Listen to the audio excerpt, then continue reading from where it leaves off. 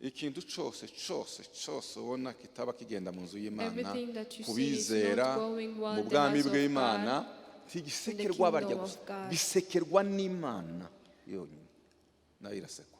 Iyo rero usohoje neza It is also kwa gusekwa by kukarangira God. Imana izivuga ngo uranubahishije. Tugiye gusenga.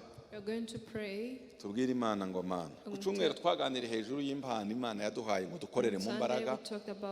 Iyo tuzihishe ukazihisha twasoje tutabonye umwanya wo gusenga ukazihisha turaziyeme kirite niyo twasenzemo ukazihisha when you don't use ngo wa mwanya ishuwo kiba kibaye iyo wowe uzikoresheje ntacuwo kigaragara Imana yo mu ijuru irubahika ubahubashije Imana. Turasengera muri iri jambo ryo muri Yohana igice ni cya 17 chapter 17 umurongo ni uwa mbere verse 1 turageza ku murongo wa gatanu up to verse 5 niturangiza dusimbuke and then we will jump tuje gusoma umurongo wa 18 to 18. Yohana 17 umurongo wa mbere. Yesu amaze kuvuga ibyo yubura amaso areba mu ijuru ati Data igihe kirasohoye ubahiriza umwana wawe ngo umwana akubahishe kuko wamuhaye ubutware ku bantu bose kugira ngo abo wamuhaye bose abahe ubugingo buhoraho. Gatatu, ubu nibwo bugingo buhoraho ko bakumenya ko ari wowe Mana y'ukuri yonyine bakamenya n'uwo watumye ari we Yesu Kristo. Murongo wa 4 nakubahishije mwisi narakubahishije mwisi kuko narangije umurimo wampaye gukora. Naha turi butinde Yesu atanga raporo abwira Imana. Jesus gave report to God. Abwira Imana arabwira ngo nakubahishije mwisi. I have glorified you on earth. Naguhesheje icubahiro mwisi. I have glorified you on earth.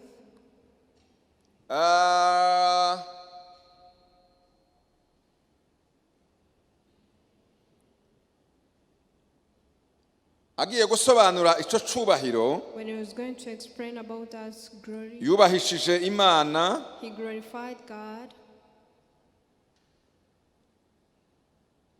Kuko narangije umurimo wampaye gukora. I have finished the work which you have given me to do. Ngo numve ko mwakurikiye ndimo soma muvuge ngo amen. Mwongere cyane amen. Amen. Kinyarwanda cyumvikana. We have held it. Nakubahishije. I have glorified you. Kandi uburyo nakubahishije And the way I have glorified you nuko nasohoje umurimo wansabye. I have finished the work which you have given me to do.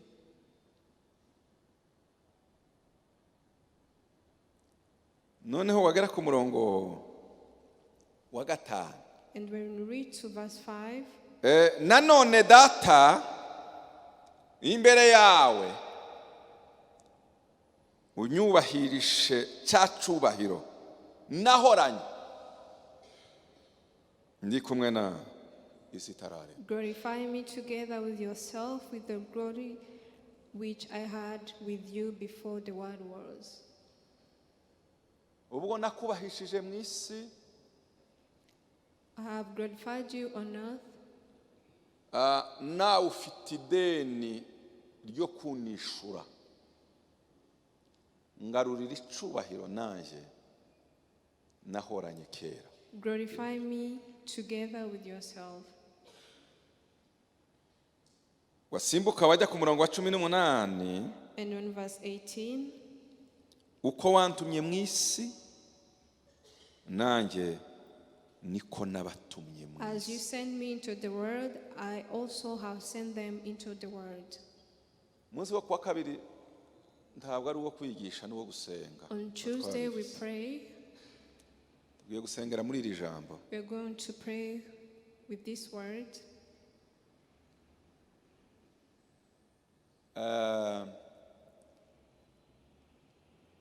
Ijambo rivuga ngo Mana, The word that says, God, ubuzima bwanje bwose all my life, wangeneye kubaho muri iyi si.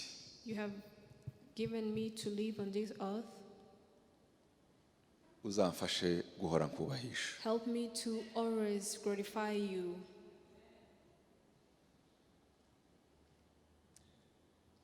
Ni bande babaye, sinabaye muhinzi cyane, nzaza mbabwira umurimo nakoze ubwungeri. Hari icyo bita simbizi nimba ari igihe cyo kuragira gusa, umukumbi wahawe ukawucisha umukeno. Ngo kuvuga ngo tuzi igihe bashorera inka, tuzi igihe iyo wabaga uri umushumba, nyiri mukumba akaza agasanga ntabwo wakoze uwo murimo neza, warabihanirwa. And the owner come and find out you've not done well the work. Cyangwa yagiye mu kiraro, tuzi igihe izuba ryavuye inyana ntiwazicuye ngo uzinjize ku gihe, inkoni waraziryagaza abashumba, warakubitwaga kabisa mu fururizo. Kubera iki? Wababaje umutima ba nyir'amakuru. Buriya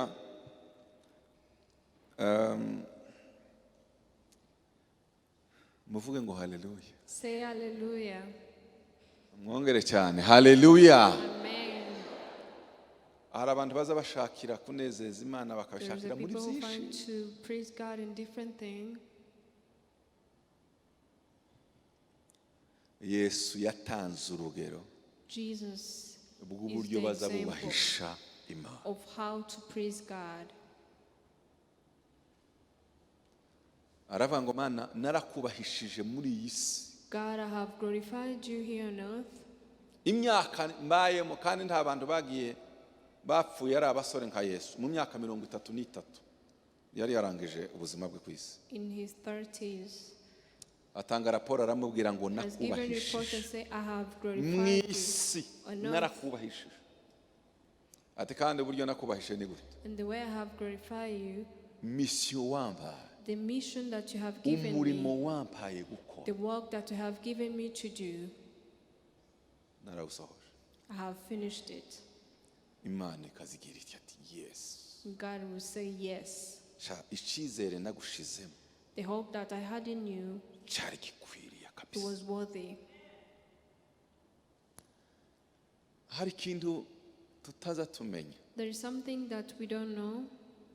Bibiliya iravuga ngo umuntu The Bible says uzi gukora neza the person knows how to work very hard, ariko ntabikore, but does not do it.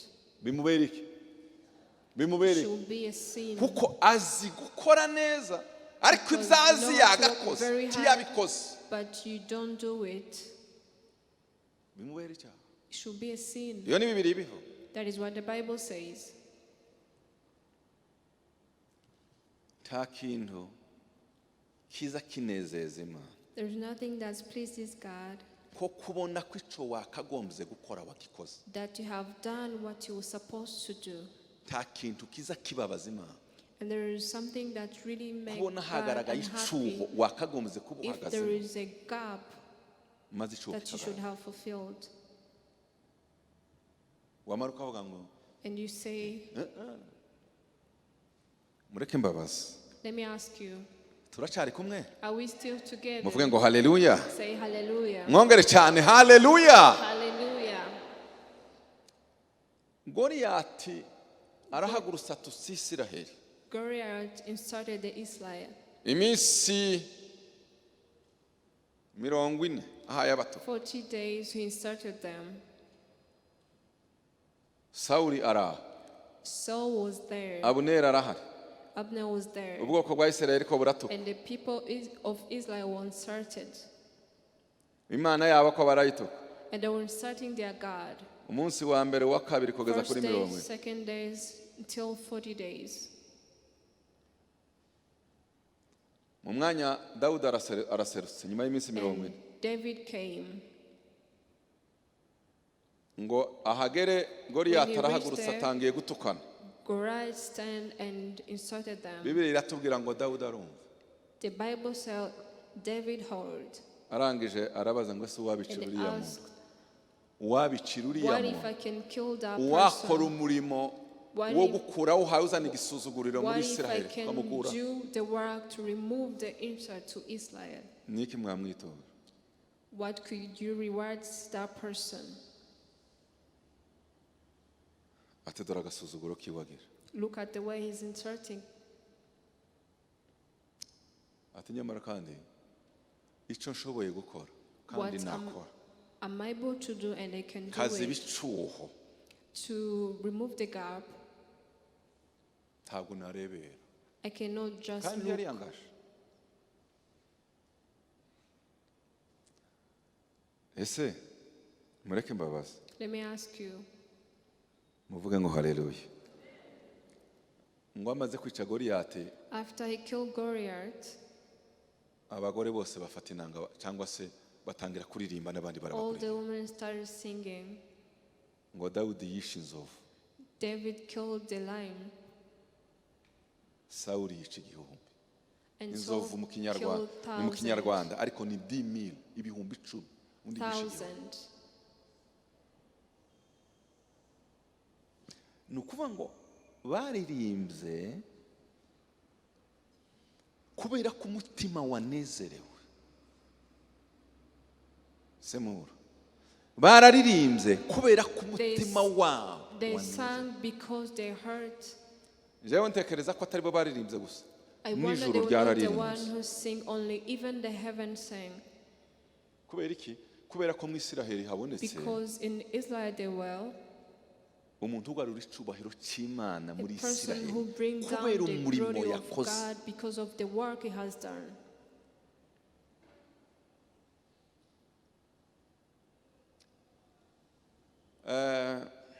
Njeza ntekereza ko I sometimes think, guhera uwo munsi starting on that day, niwo munsi Imana yimitse Dawidi. was the day God reigned David. Mureke mbereke. Kuva uwo munsi Sawuli yatangiye guhigisha Dawidi. Aravuga ngo se ikindi gisigaye ni igiki ko hasigaye gusa gufata ingoma.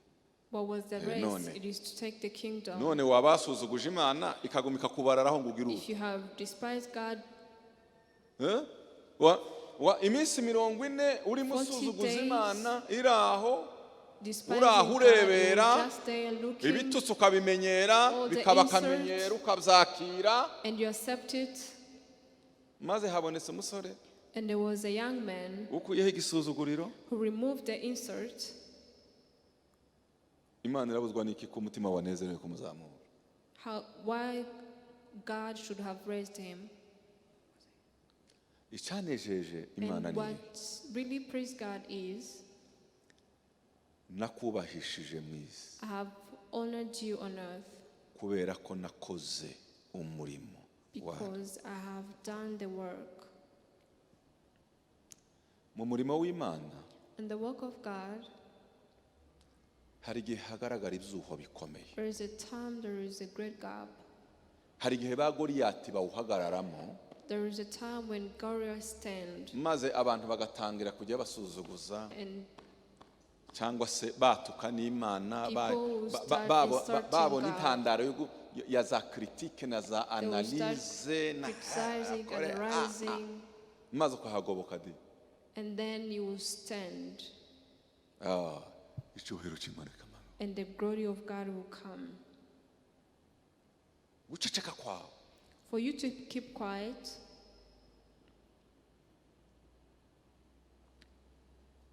Kukazana guhinyurwa no gusuzugurwa k'umurimo. To bring the disperse. Reka mbabwire iki kintu. Let me tell you this. Mu bantu Imana ihorana ku mutima. One of the people God had n'abantu batazabemera ko hagira icyuho kigaragara cyasuzuguza izina ry'Imana. To be a gap. Nugira uwo mutima ubuzima bwawe. If you have that heart in your life, ndakurahiye. I tell you, Imana izahora igutekerereza. God will always think about you.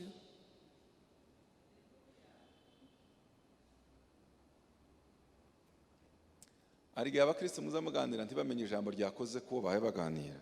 There is a time that Christians talk and they don't understand. Rimwe nigeze kuganira cyangwa se hari uwo twavuganye. One day I was talking to someone.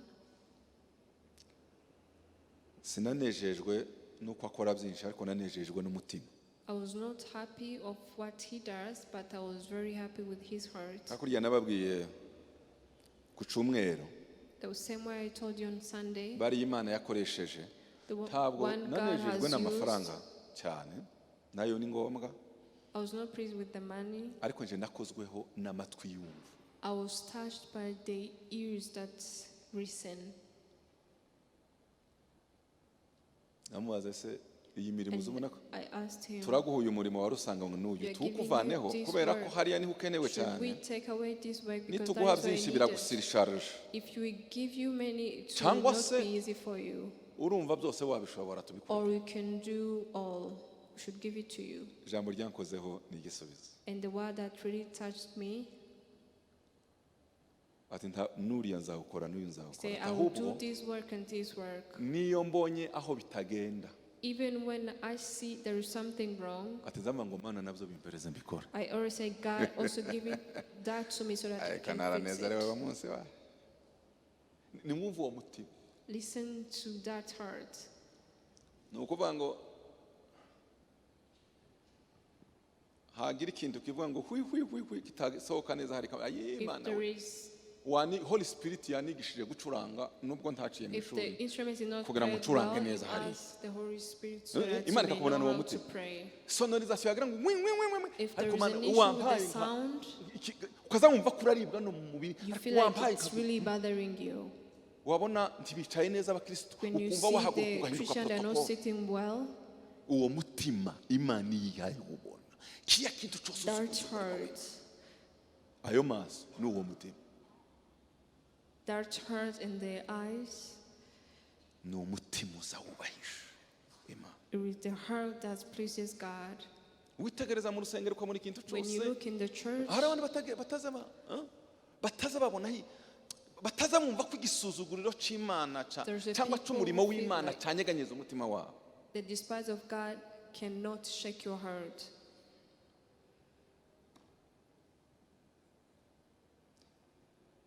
Amen. Amen. Amen. Amen. Amen. Amen. Mureke mbereke. Let me show you. Umuhungu wa Noah niki cyamuzaniye umuvumo.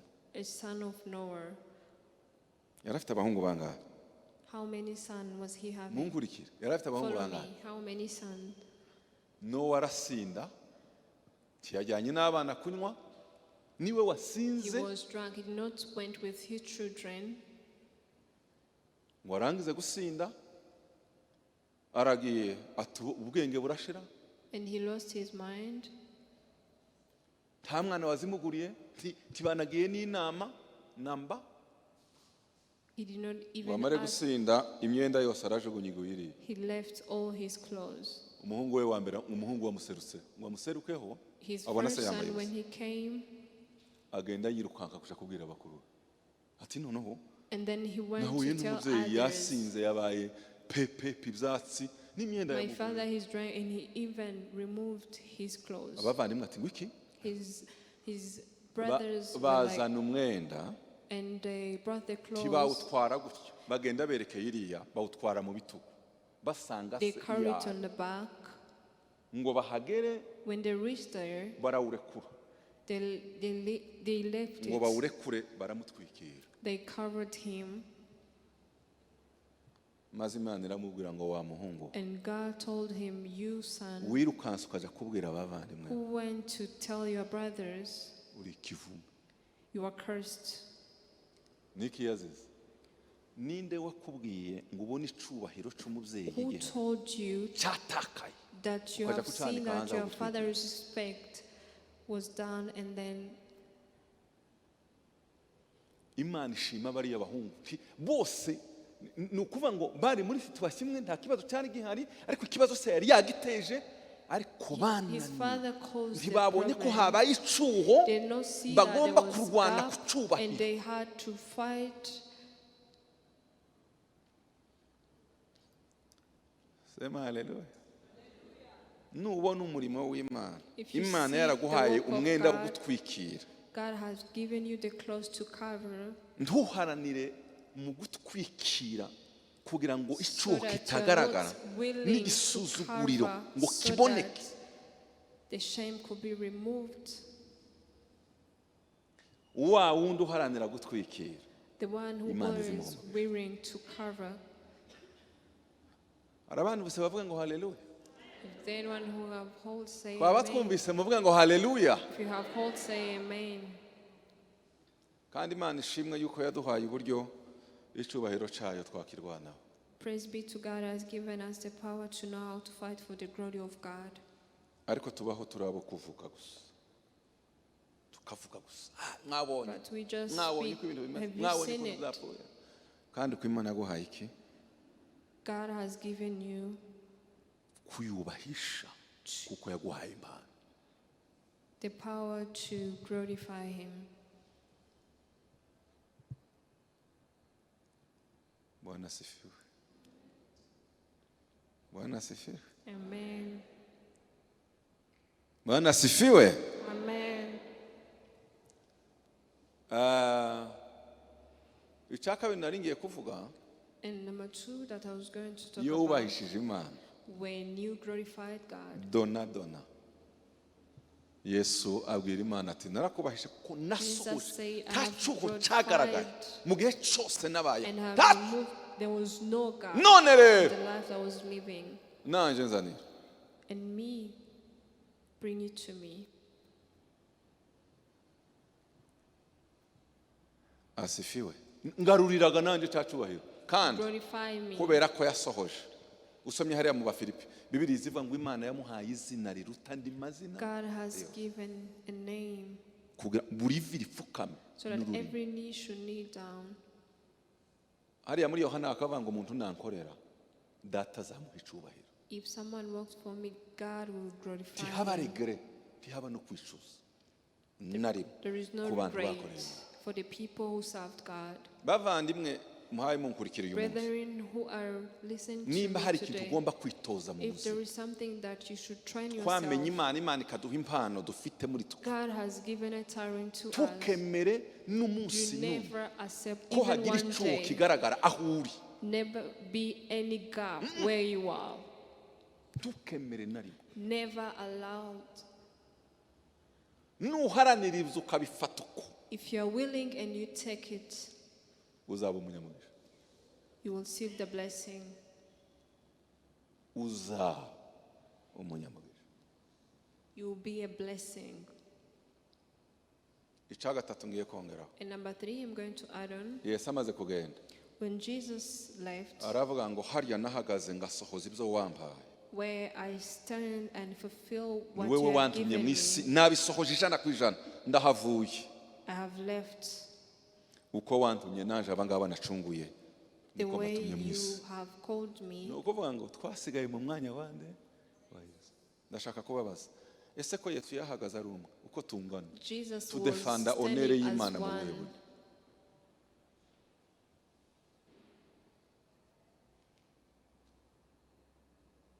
ntimukaze musunikwa uzuvuga ngo ndarwana kuri onere ku cyubahiro You cya should data say that I'll stand and I will fight for the honor of my Father. kandi naje kumenya ikintu kizagifasha kugira ngo ukoreshe ikikurimo ni urukundo. If there is something that helps you, it is love.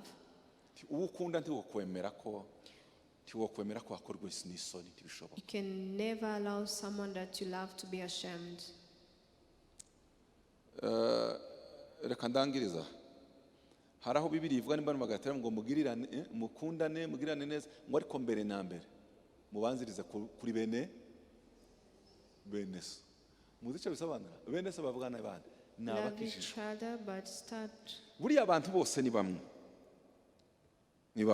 All the people that are the ariko same. impamvu Bibiliya ivuga ngo bene data, But the reason why the Bible says brethren, ninsanga mama Bishop if I find Mama Bishop, ari kumwe n'undi mama baraho gusa ari kumwe ntakije she's umwana, with another mother, bari muri bezwe bombi.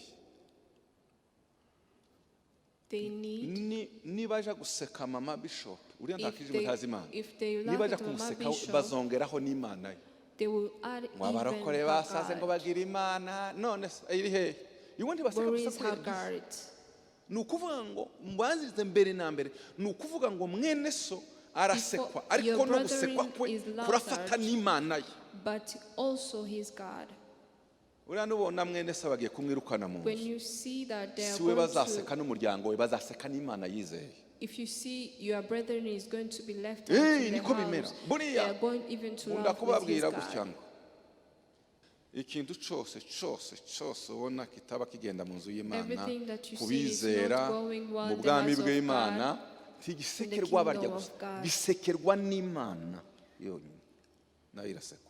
Iyo rero usohoje neza It is also kwa gusekwa by kukarangira, God. Imana izivuga ngo uranubahishije. Tugiye gusenga, We are going to pray. tubwire Imana ngo Mana, ku cyumweru twaganira hejuru y'impano Imana yaduhaye ngo dukorere mu Sunday mbaraga. we talked about the Iyo talent God has tuzihishe, given us to work in ukazihisha. power. When you hide it, Twasoje tutabonye umwanya wo gusenga, ukazihisha. Turaziyeme kirite niyo twasenzemo, ukazihisha. when you Ni don't ukuvuga ngo wa use mwanya it, icuwo kiba kibaye. Iyo and wowe there is a uzikoresheje gap, and nta when cuwo kigaragara, Imana yo mu ijuru irubahika, ubahubahishije Imana. Umuntu wese agiye kwisengera, each and uvuge ngo everyone is Mana, going to pray and say, God, ndagusaba I'm asking you umpereze kukubahisha ubuzima bwanje. give me the power to honor you in my life.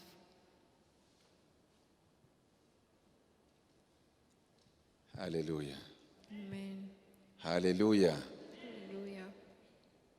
Hallelujah. Hallelujah. Hallelujah. Hallelujah.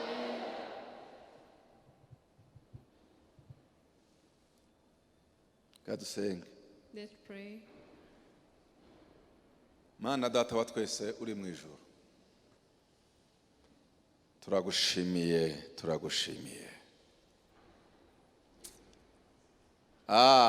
Turagushimiye mwana, turagushimiye. Yesu arangije gukora umurimo, aravuga ngo Mana, uko wanohereje mu isi niko nanje mbohereje. Waduhaye gusigara mu mwanya wa Yesu, kandi ibyo waduhaye gukoresha ntabwo ari twebwe tubyiha, niwe wabiduhaye. Ariko ikibazo dufite, tumeze nka wa wundi wahawe italanto imwe, aragenda arayisha. Uturinde guhisha, uturinde,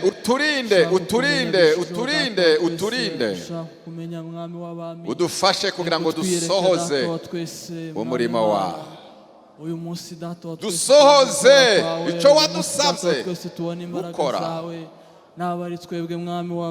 Haleluya. Tuzaba tukubahishije mu isi, umunsi nugera natwe uzatwubahisha. Mana we, uduheze umutima nk'uwa Dawidi, kugira ngo ubuzima bwacu bwose twange icumu urakwiye kubaho mwami w'abami twaba abantu basharirirwa batwikwa dutakira mwami w'abami n'igihe cyose tubonye icumu mu murimo wawe twese ayi waduhindura uturinde kuba abantu b'indeba ubwami bwawe icyubahiro cyawe waduhindura nk'uko ushaka data wa twese mwami Imana we urahari kubw'umutima wacu urahari kubw'ubugingo bwacu urahari data wa twese ngo duhindure abana bishimira unezererwa izina rya Yesu Kristo manura imbaraga zawe data wa twese kuba gushaka manura imbaraga zawe data wa twese uduhereze umutima ubuzima bwacu data wa twese niwe tubuhaye ko hari ubwambure bwagaragara mu murimo wawe tuyihaye mu izina rya Yesu Kristo ngo duhindure mu izina rya Yesu Kristo ayi data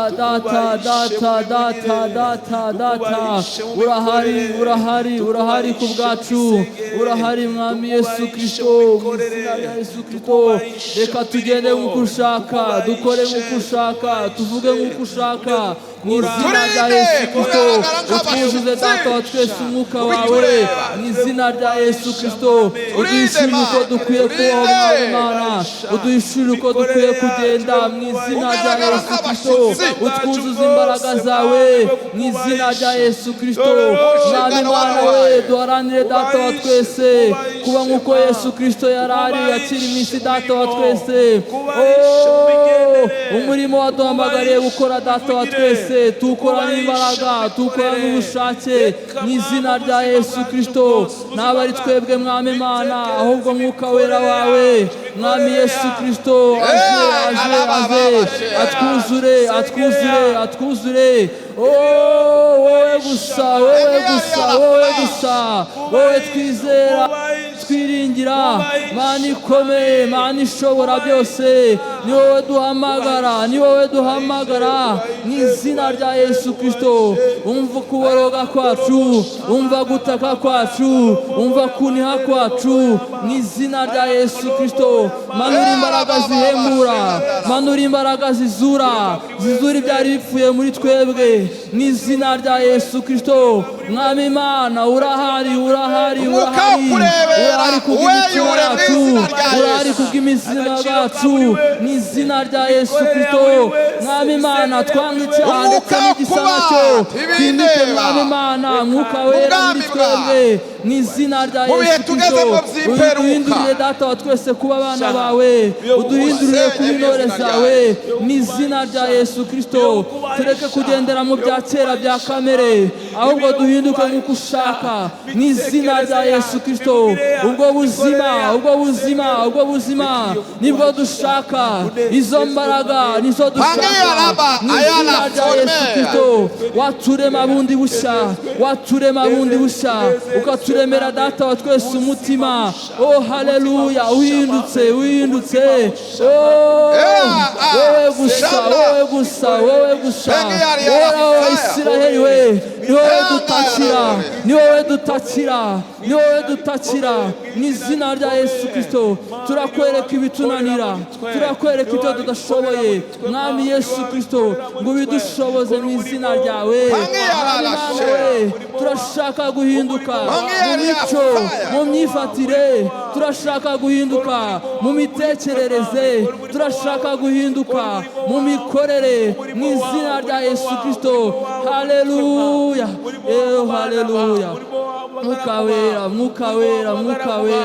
mwuka wera ku buzima bwacu mwuka wera ku miryango yacu mwuka wera ku gihugu cyacu mwuka wera mu itorero ryacu mwuka wera mu rubyiruko mwuka wera ku bapapa mwuka wera ku bamama mu izina rya Yesu Kristo haleluya reka dukoreshe imbaraga zacu data wa twese tukizifite mwami Imana tugushyire hejuru tuvuge kuri uwera tuvuge ko ukwiriye gushimwa mu izina rya Yesu Kristo naba nshonje naba maze mwami Imana we uri Imana mu izina rya Yesu Kristo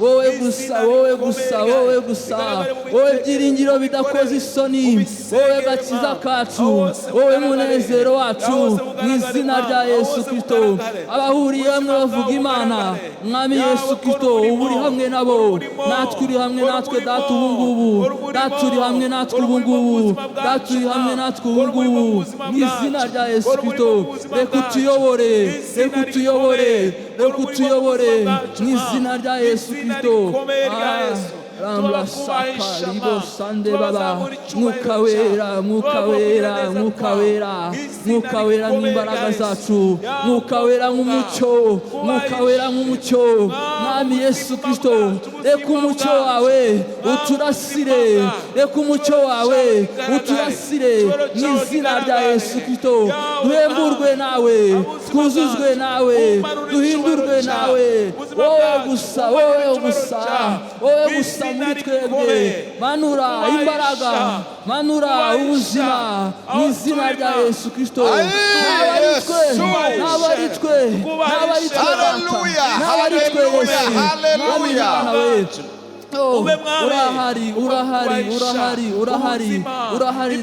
urahari data mu izina rya Yesu Kristo haleluya data niwe dutakira niwe tuborogera mu izina rya Yesu Kristo mwami Imana we reka uduhe data wa twese tuwe nk'uko ushaka tuwe nk'uko ushaka tugende nk'uko ushaka dukore nk'uko ushaka mu izina rya Yesu Kristo reka tuwe mu buzima bw'ijambo ryawe reka tuwe mu buzima bw'ijambo ryawe mu izina rya Yesu Kristo urahari data urahari Yesu urahari data ntacyo twakora tutari kumwe nawe ntacyo twakora tutayobowe nawe mu izina rya Yesu Kristo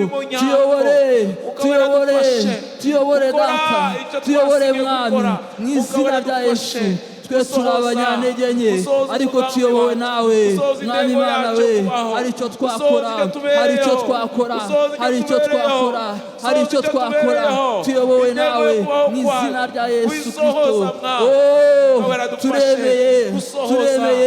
turemeye yuko iyo tuyobora turemeye yuko tuyobora mu izina rya Yesu Kristo mwuka wawe mu bana bawe mwuka wawe n'itorero ryawe mu izina rya Yesu Kristo haleluya reka icyubahiro cyawe kimanuke kiganze reka data wa twese iki kirere cyumva ijwi ryawe reka mwami Imana iki kirere cyumva imvugo yawe mu izina rya Yesu Kristo haleluya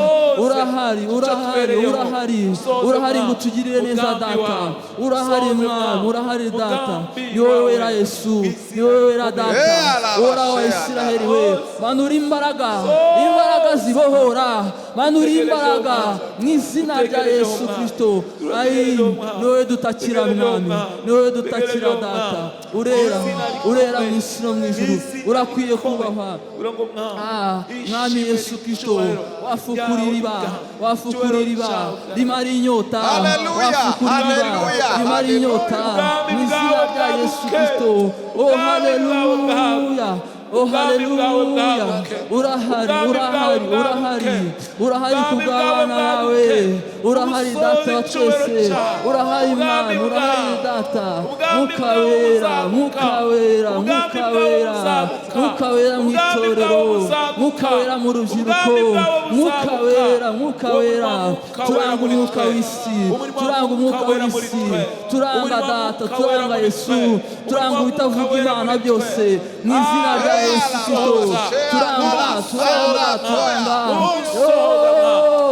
turarema ubuzima turarema imbaraga nshya turarema data mu izina rya Yesu Kristo mwami Imana yanjye we wabasha kuturenza ibihome byose data wa twese singira wabasha kuturenza ibikombe byose bituma tudasingira icyo wavuze mu izina rya Yesu Kristo mwuka wera arahari batuyobore mwuka wera arahari mu izina rya Yesu Kristo turiteguye kwambikwa imbaraga nshya, turiteguye kwambikwa ubuzima bushya, turiteguye kugenda nk'uko ushaka, turiteguye gukora nk'uko ushaka, turiteguye data mu izina rya Yesu Kristo. Manura ubwo buzima, manura ubwo buzima, manura ubwo buzima buhindutse mu izina rya Yesu Kristo. Haleluya, haleluya, haleluya, haleluya, haleluya. Wowe gusa data, wowe gusa mu buzima bwacu, wowe gusa mu bugingo bwacu, twuzure, twuzure, twuzure, twuzure. Shaka imbaraga data, shaka imbaraga zawe Yesu. Wowe gusa data, ni wowe gusa Yesu. Semana, semana, semana, Roho wangu, semana, semana,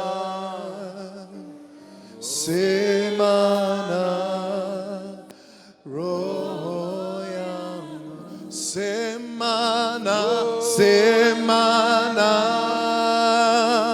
semana, semana, Roho yangu, semana, semana,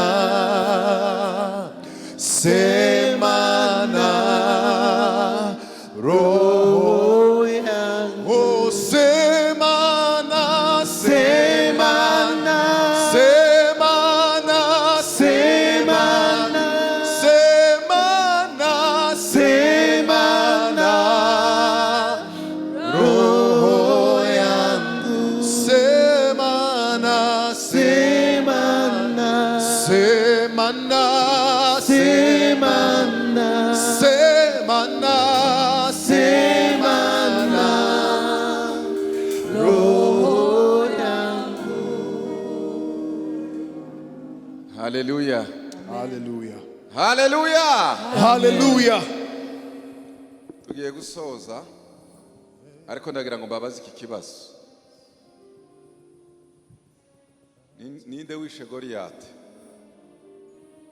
Dawidi. Yaramushoboye? Oya. Tuvugishije ukuri, uwishe Goliyati ninde? Musubize. Mu buryo bugaragara ninde? Ni Dawidi. Ariko kabisa nyawe wamwishe.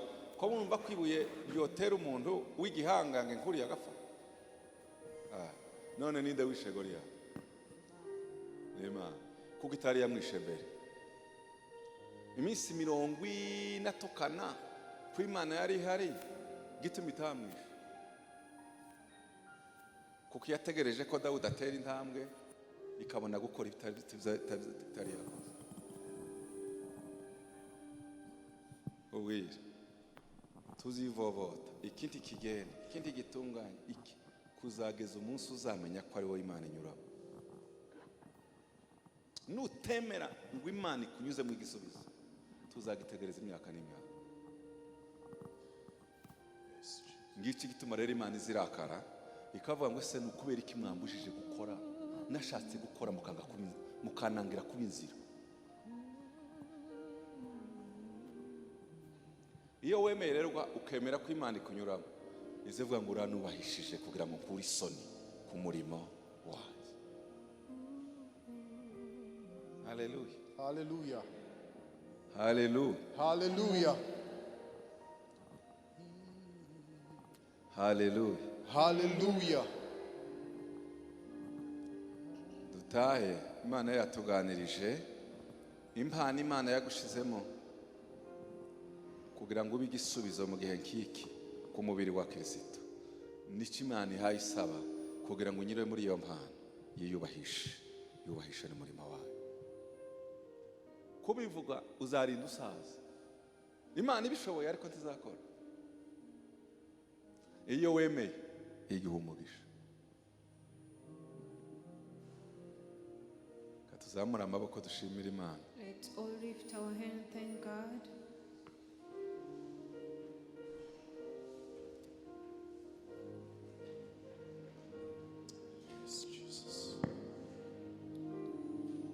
Imana ibwira Musa iramubwira ngo God told Moses, numvise gutaka k'ubwoko bwanjye, I have heard the intercession of my people.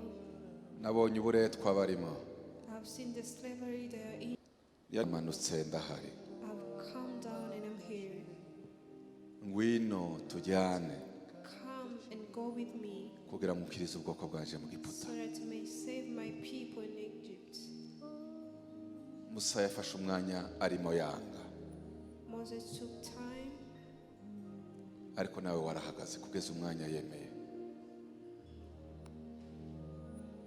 Musa umwe wabaje Yesaya uramubwira ngo ese one day asked Isaiah, ninde natuma, ninde wangendera? whom should I send? Aravuga ngo ndi hano mwami. He said, I am here, Lord. Uyu mugoroba twese abari hano, Today, all of us who are here, abahungu n'abakobwa, abagabo n'abagore, men and women, girls and boys, abasore n'inkumi, abana bato, all children, reka tube ba Mose, tube ba Dawidi, tube ba Yesaya, Moses, David, and Isaiah, kugira ngo twagure ubwami bwawe muri iyi si. so that you may stand as an army in this world. Pawulo yandikira Abanyeroma Paul wrote to Romans, arababwira ngo ese bamwambaza gute bataramwizera? how could they call upon him if they don't believe in him? Bamwizera gute ntawabwirije? How could they believe in him if they not preached? Babwiriza gute ntawatumwe ngo agende? How could they be preached? There's no one who was sent. Isi iradutegereje kugira ngo ibone gukomera kwawe. Waiting for us to see how great you are. Reka duhagurukane ibyo wadushizemo Let's stand with what you have put in kugira ngo us, tugaragaze icubahiro cyawe so ku that isi, may reveal tugaragaze your glory icubahiro around, cyawe aho dukorera, so that may reveal tugaragaze your icubahiro glory cyawe where aho we work, dutuye. where we live. Ko hariya muri quartier ntibazamenya Imana kandi duhari nk'abambasaderi tutagaragaje icyo wadushizemo kugira ngo bariya bizere bamenye Yesu. Mu mirimo dukoramo bakeneye kutunyuramo kugira ngo izina ryawe rishirwe hejuru. Hano mu itorero Here in church, abantu bakeneye kubona Imana people need to see God dukoresheje impano wadushizemo. as we use the talent you have put in ours. Uturinde umwuka wo kurebera, Help us not to have the spirit of uturinde just umwuka wo looking, kumva ko tudakorwaho the spirit n'igisuzuguriro that cyagaragara tells ku murimo us wawe. that Uduhereza abantu bakumuriro give iyo us the tubona ko hari people ibitagenda, with the fire as if there's something wrong, kugira ngo duharanire iteka ryose kuba inzira so y'igisubizo. that we'll always be willing to be the Niho answer. uzanezerwa uri mu ijuru, niho uzanezerwa uri mu ijuru, That is where we'll be pleased kandi in natwe heaven, and us, niho uzatugeza mu rwego wifuza you help kutugeza, us to put us in the level kuko where nta you want muntu us to n'umwe be, because wagukoreye there is no one who have ever served utahesheje you icubahiro. who have not been glorified, Uduheshe icubahiro, glorified ours.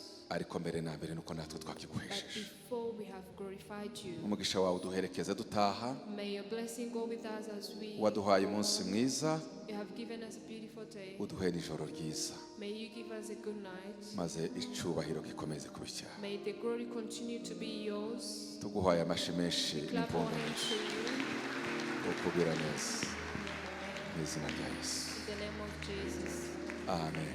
Amen. Amen.